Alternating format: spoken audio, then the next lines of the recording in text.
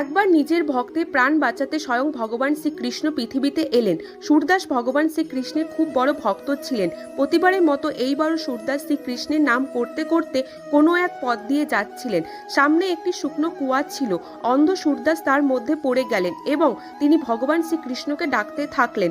ভগবান তার ভক্তের এই দুর্দশা সহ্য করতে পারলেন না। তিনি ভক্তের ডাকে সাড়া দিলেন এবং সুরদাসকে সেই কুয়ো থেকে বার করলেন। অন্ধ সুরদাস বুঝতে পারলেন তিনি অন্য কেউ নয়, স্বয়ং ভগবান শ্রীকৃষ্ণ। এরপর ভগবান শ্রীকৃষ্ণের দিকে যখনই সুরদাস হাত বাড়ালেন, তিনি ধীরে ধীরে সুরদাসের হাত ছেড়ে পালাতে লাগলেন। তখন সুরদাস বলে, আমাকে দুর্বল ভেবে তুমি আমার হাত ছেড়ে চলে গেলেও কিন্তু তুমি আমার ভক্তিভরা মন থেকে কখনোই দূরে থাকতে পারবে না। লোককথা অনুযায়ী কৃষ্ণ যখন সুরদাসের সাথে প্রথম দেখা করেছিলেন তখনই সুরদাসের দৃষ্টি ফিরিয়ে দিয়েছিলেন, কিন্তু সুরদাস তখন বলেছিলেন, আমার এই দৃষ্টি তুমি ফিরিয়ে নাও, কারণ আমি তোমাকে ছাড়া আর অন্য কাউকে আমার এই চোখ দিয়ে দেখতে চাই না। তাই শ্রীকৃষ্ণের ভক্তরা কমেন্টে জয় শ্রীকৃষ্ণ অবশ্যই লিখবেন।